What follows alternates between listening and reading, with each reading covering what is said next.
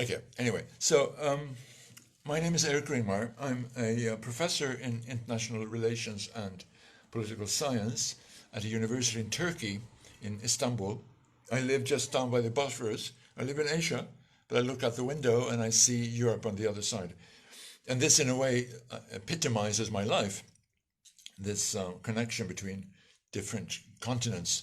I did my PhD in the US, and after that I worked in London for a whole bunch of years at London School of Economics. And after that I decided that, well, I want to see the world. So I went to Asia and I lived in China for 7 years. And now I'm here in Turkey. So this is also what I've been writing about a lot. International history, relations between countries, civilizations, and sort of problems of East and West, if you like. So I'll talk about the question of international relations theory and the idea that there is such a thing as non-Western IR theory and what that possibly could mean. I have a computer screen that I'm reading from a little bit to the left of the phone, so I have to put my glasses on. Anyway, so when you're talking about non-Western IR theory, you can mean different things. There are many different interpretations of what this is. And I'm not saying my interpretation is the right one. I'm just saying it's mine, right? I want to think about this in a perhaps different way. The problem with existing IR theories, as far as I see it, is that they are too much taking the Western perspective for granted. Typically, what is known as a non-Western IR theory says that, well, the theory itself is fine, but you have to find a place for us. You have to find a place for us, the Turks, the Chinese, the Africans, the Indians, the Middle Easterns, whoever. So the problem is that your model is not inclusive enough. We want to change your model to include us. This is basically a kind of affirmative action program, I think. I think it's worthwhile, and it shouldn't be made fun of. These complaints are justified. However, I don't think it's a non-Western IR theory. I think a non-Western IR theory has to be something different. So what is it? Well, if you want to be non-Western, what you have to do is to question the basic foundations of Western international politics. And what is that? Well, it's the state system based on sovereign states that appears in early modern Europe in the 17th century. And we associate this with the Peace Treaty of Westphalia, for example, the idea of independent, self-governing, sovereign states. That's the Western IR theory. And if you want to be non-Western IR theory, you should break with this model. We need a radical break. So how did it happen that this model was imposed on the rest of the world? Well, it's a consequence of colonialism, but not colonialism directly, but rather the way in which countries were decolonized, the way in which they became independent. And this happened in all cases as they tried to emulate the European model. They tried to become European. They tried to create states and nations for themselves that were like the ones in Europe. And this, of course, made the European colonial masters happy because they always worried what will happen if we give power to people in other parts of the world. They are independent. What's going to happen to the international system? Will there be chaos? Will there be war? But they discovered this new generation of nationalist leaders who were as good as European. They had been to European schools, they spoke European languages. They were often in their rhetoric very anti-European, but in practice, they fulfilled the role of assuming responsibility in a European way for their new countries. The problem here is very nicely expressed by the Indian political psychologist, political psychologist Ashish Nandi, and some of you may know his name. Ashish Nandi talked about Indian colonialism. And he saw this as a question of a codependent relationship, I would say, between England, Britain, and India. They were locked together in such a way that both of them were deformed. And you see this, for example, in the terms in which Indian independence happened. In order to fight the British, the Indian nationalists had to become very aggressive, very militaristic, very macho, and very male. And this was the way in which they could get rid of the British. But, says Ashish Nandi, this was a break with Indian traditions. This is not who we are. The British forced us to fight them in terms which were determined by the British.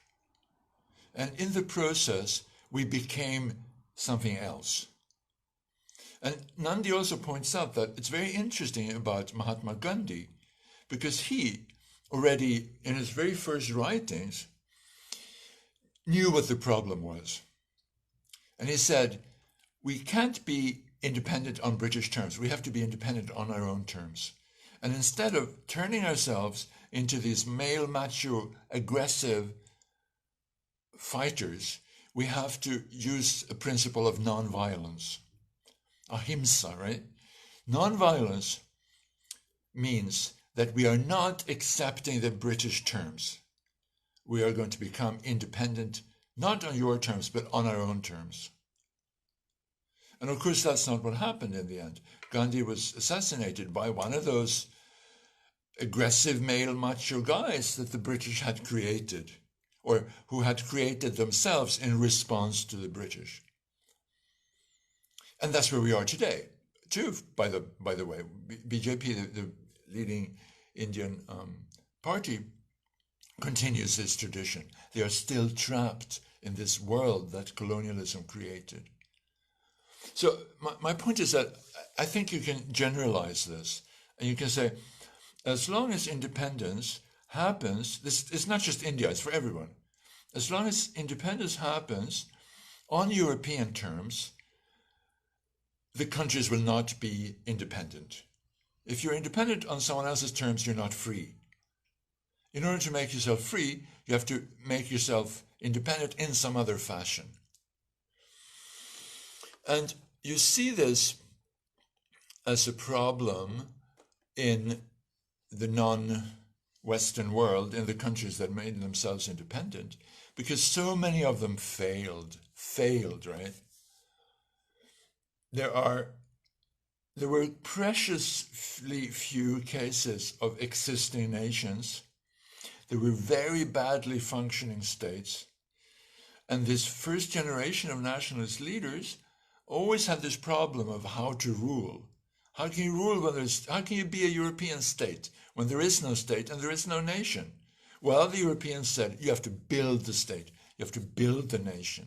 So this is what the first generation of nationalist leaders do. They engage in this project of state and nation building. There's no subject for independence, in other words. But this is very difficult to do. It's very hard to become a European if you're not a European. It's a lot easier to be European if you are European to begin with.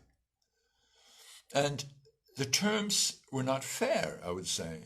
It was not fair to ask countries to suddenly become European states and European nations. The states had endless civil wars, endless coups d'etats, they were genocides.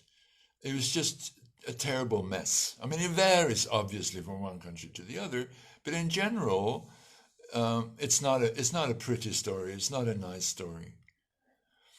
But what is it that has failed here, you could ask? Is it the state that has failed? Trump called it shithole countries, right? Nice Trumpian phrase. So is it that these states that have failed, or is it the concept of the state that has failed? And I would certainly argue the latter.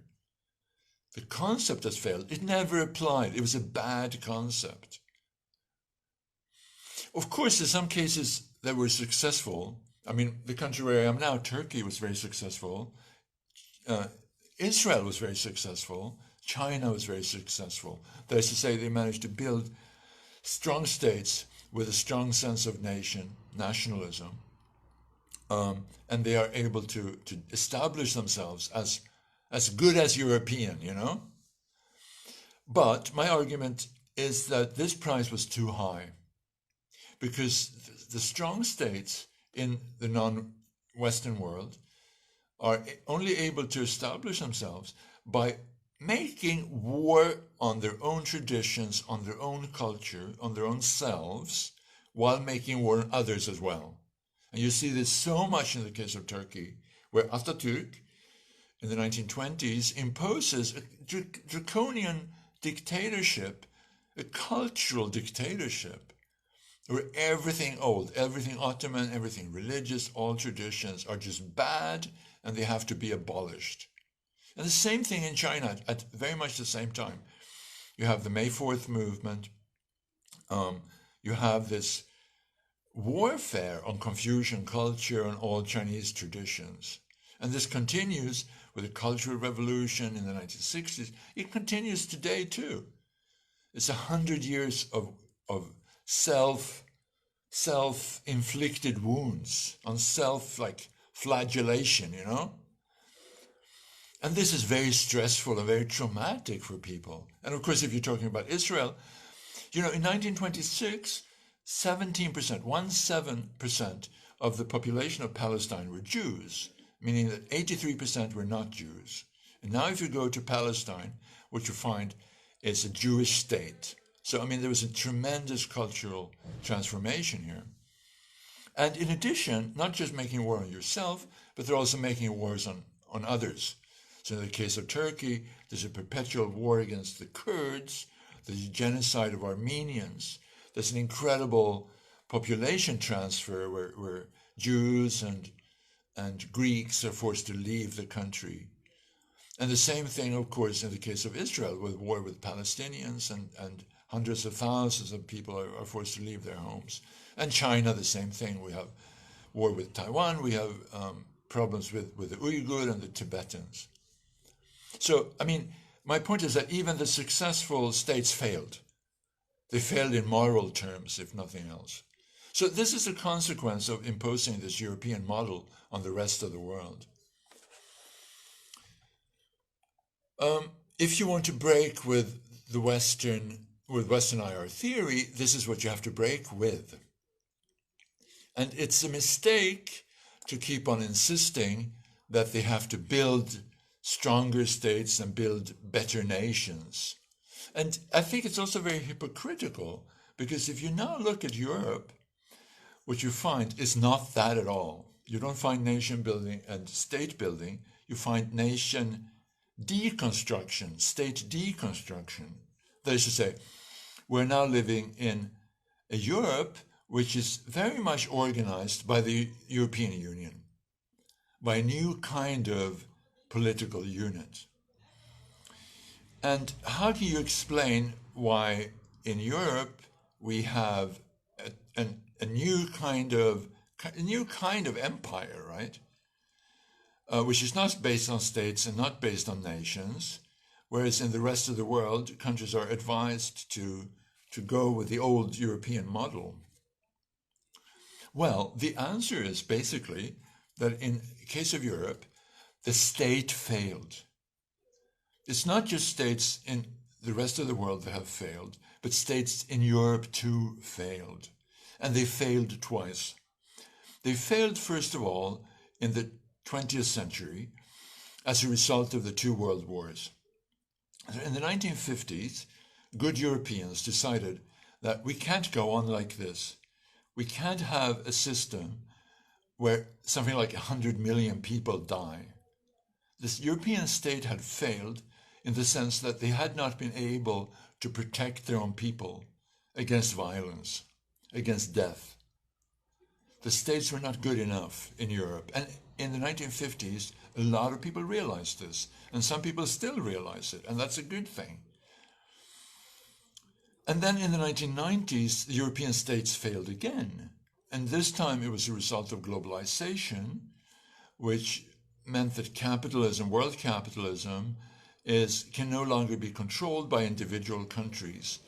And some countries are big and they try to do this, but many European countries are small and they realize we have no chance. We have no chance against Google and our friend Zuckerberg, and we have no chance against international terrorism or pollution, global warming, all these different things. So the state has failed, it's too small. We have to do something different. What can we do? Well, we can create something called the EU. And that's a different type of organization. It exists at a different level. It's a different entity. Now, it seems to me that it would be, the logical step would be to say, well, if it's good enough for European states, if European states have failed and they decide to get together in a different organization, it should be possible to do that for people in other parts of the world. And if you're looking back to the discussions that were held at the time of independence in the 1950s and 60s, when different countries made themselves independent, what you find is a lot of discussions about exactly this. So African nationalist leaders, as soon as they come to power, are saying, well, this fact that I'm now a leader of Ghana is just a coincidence, you know? It just happened to be like that. Or I'm a leader of Zambia or a leader of Kenya. It's just, you know, a fluke of history. But my real country is Africa. I'm an African. I belong to Africa. That's my country. Or if you look at the Arab world, I mean, I find it so interesting how in the 50s, there's a lot of pan-Arabism. And then, of course, this is taken over by the nationalist leaders. So the nationalist leaders, Gaddafi and Saddam Hussein and Nasser and these kind of guys, Assad in Syria, once they get access to power and they get their hands on the military machinery, they're not going to let go. I mean, this is like a wonderful business proposition for them. They are have all the sovereign power. They have everything they want. They can live like kings. So of course they're not going to suddenly go away, right? So the idea of pan-Arabism dies. But very interesting, when you're looking at the young people in particular in the Arab world, or if you look at the Arab Spring, how quickly it spreads from one country to the other. And you realize that this is not actually a question of individual countries. This is still one community where people communicate seamlessly or almost seamlessly across state boundaries, and where this very strong sense of unity. And these countries that were created by the European powers, Kuwait and Iraq and Syria and all the Gulf states. I mean, these are just fictions, really, fictions of the European imagination. And there's a very strong sense of solidarity and unity. And of course, the perverse version of this is ISIS. And that's a terrible outcome, a terrible solution. But you can understand the impetus for it, because the impetus is, let's get rid of this state system. Let's try to think in some other kinds of terms. Okay, maybe that's enough. What time is it? Yeah, maybe it was about 20 minutes. I now gave this lecture twice. I can give it a third time if you like. But in a way, I prefer not to. So I'll take questions. Let me see if I can find some questions.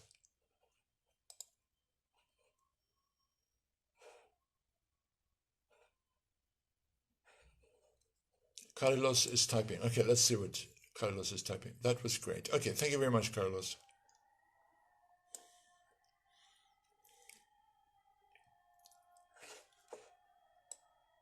Oh, horizontal screen, please. Sorry about that.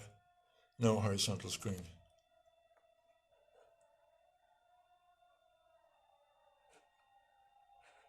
So Carlos, if you have any questions, could you send them to me on on Telegram. I'll try to answer.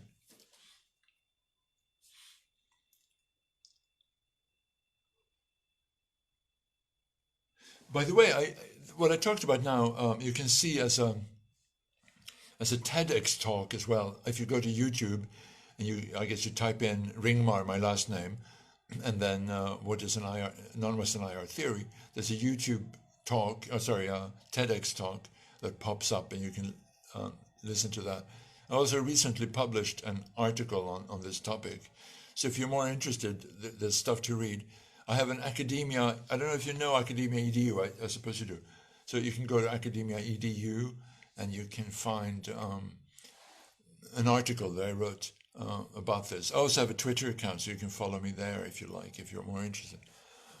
Okay, questions. Nation states and democracy used to go together. Would a post-state world be apt for democratic rule? Ah, nice question, very good question, of course. Basically, no, I don't think so. I'm not certain that democracy works so well. And the reason is basically that democracy tends to work badly in empires. And if you think about EU as a kind of empire, you understand why democracy doesn't work so well there.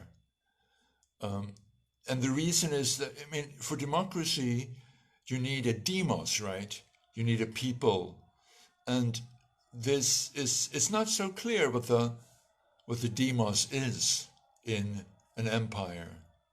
But having said that, though, what you find if you're looking, for example, at the Ottoman Empire, there was certainly no democracy, but there were many independent communities. There was a Jewish community, Armenian community, of course, a Turkish community, and they were all very self-governing.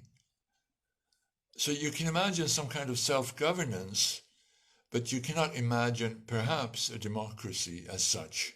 I think this in a way is a problem, but at the same time, I mean, you should be able to rethink issues of governance and issues of popular participation in a post-state world.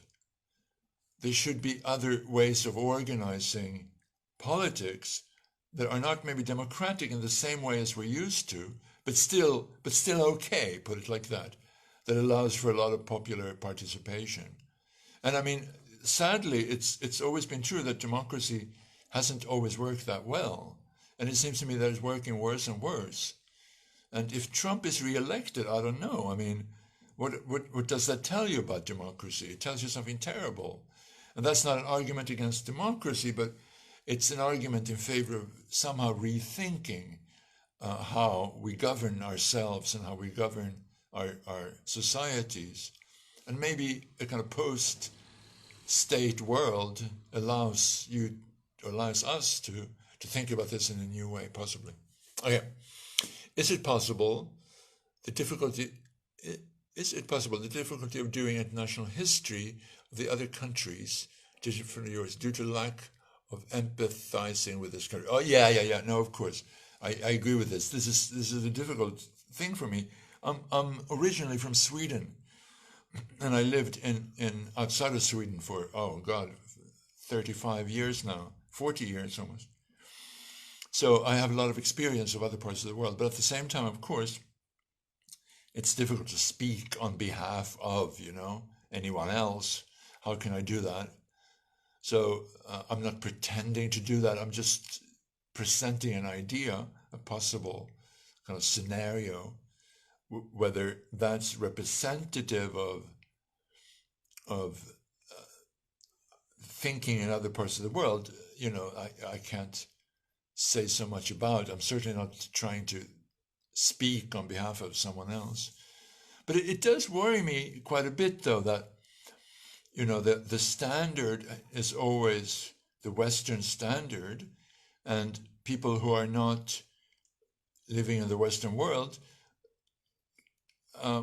find it often very difficult to set their own standards. They are always competing on a Western standard, and then they fail, right? So I mean, I lived in China, and at Chinese universities, they're always talking about how we should become like Harvard. And they can't, and they won't. And they will always fail. There will not be a Chinese Harvard. But there could be a Chinese, something totally Chinese, it seems to me. And this is actually a reason why I was excited to come here to Turkey, because the university where I'm working now in Istanbul is explicitly trying to do this. They're trying to say, okay, why should we try to be bad copies of the West? Let's try to be our own thing. To what extent they're actually succeeding in this is a different issue, I suppose, but it's certainly an interesting idea, right? To try to establish your own independent standards for excellence. Okay. Is there any way to avoid that cultural imperialist heritage? How long does it take? Well, I mean, I really think if you're interested in this, you should read Ashish Nandi and what he says about, it's called The Intimate Enemy. Is that the name of the book? Yeah, maybe. Intimate Enemy. Because he says that it's a kind of psychological trauma, the psychological dependency that we have to get away from, break with. And in a way, I mean, he's a psychologist and he thinks in kind of psychological terms, that we have to kind of cure ourselves from our dependence on the British. And even now, 70 years after independence, India has still not managed to do that.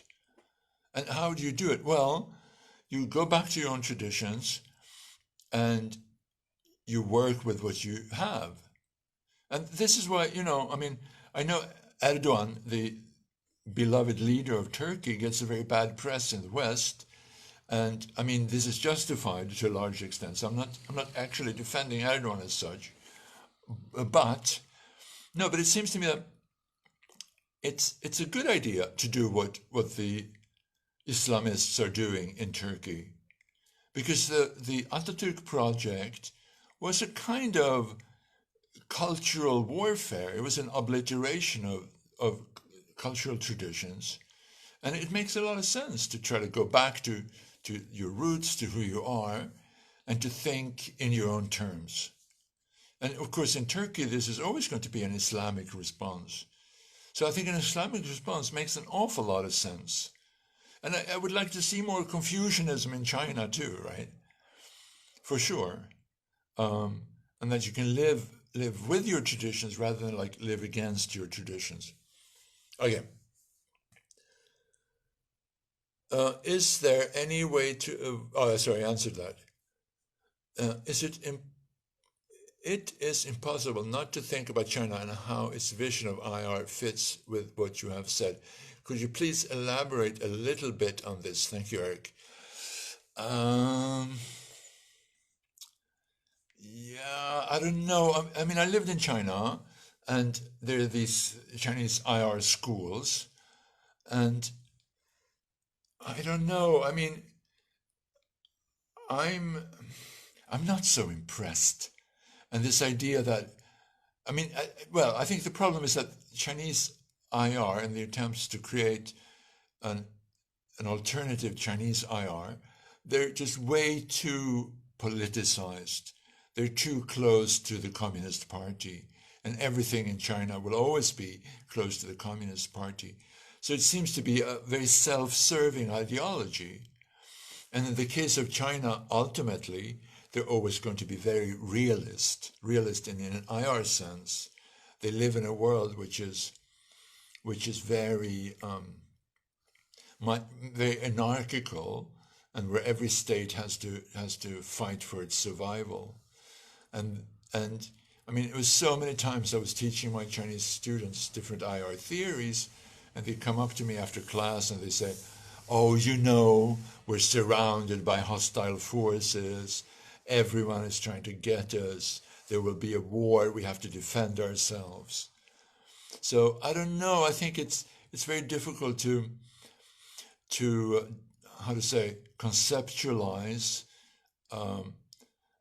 a truly independent way of theorizing in the Chinese context, because everything is always going to be a matter are you for the Communist Party? Will you strengthen the nation? Will you strengthen the state? And I try to talk to Chinese people about a post-state world, right? What about globalization? And of course, the Chinese will have they never listen to any of this, totally uninterested. And of course, I mean, if you are China, then you can probably survive as a global player. If you're Sweden, my stupid little country, if you come from Sweden, there's no way, right? There's no chance. I mean, Sweden cannot be a global player. China perhaps can. So maybe for that reason, they don't have to rethink the basis of their foreign policy in the same way. Oh, yeah. Would you agree with the statement that pre-modern IR gives us important clues to understanding current IR? Empire's private agency, no clarity. Oh yes, very, very much so, indeed. I was actually going to talk about that. I could have, if I had a little bit more time, that's what I would have talked about. And I've written about this. I have a textbook actually called History of International Relations. You can download it for free. It's a PDF or whatever. And the idea of this textbook is to talk about what the world looked like before the Europeans showed up. And lo and behold, there were a lot of international relations outside of Europe before the Europeans came. There were a lot of international relations in China, in India, in Africa, absolutely everywhere, of course. And how were they organized? Well, they were organized in different ways, They were not organized according to the European model. There were other alternative ways of thinking about international relations. They were not necessarily more peaceful. It varies, obviously, but there were other kinds of solutions. There was not always this idea of sovereign, independent states. So I think that's very, very interesting. And when you're looking at something like how to deal with problems in the Arab world, or how to deal with questions of relations between Turks and Kurds and Armenians and all this legacy of the Ottoman Empire is extraordinarily attractive, because if you can somehow revive the Ottoman Empire, or if the Ottoman Empire never had disappeared, it would be possible, for example, for a Jew to live in Jerusalem and to live in his Jewish homeland. And it would be possible also for a Palestinian to live in Jerusalem and to live in her Palestinian homeland. That is to say, if you're part of an Ottoman Empire, you can kind of pick your own country. You can live in the country of your imagination. You don't have to live within the borders of a particular state. It's very similar, actually, identical to the issue in Northern Ireland. Why was it possible to finally make peace in Northern Ireland? Well, because the Catholics there could live in the Republic of Ireland, and the Protestant in Northern Ireland could live in Britain. And meanwhile, they were all part of the EU. So this allows you to have this multiple identities, and it creates the possibility of peace. And this, of course, exactly what Boris Johnson now is trying to undo, right? Forcing people to become either Irish or British. And, well, let's hope it doesn't end in chaos, but it very well could, right? So it allows for much more. If you go back and revive these traditions, you can come up with solutions that are different and possibly, more peaceful. Oh yeah. Where are we now? Is there room for university excellence and an alternative IR approach in Turkey under the current government? This sounds like a Turkish person who asked me this.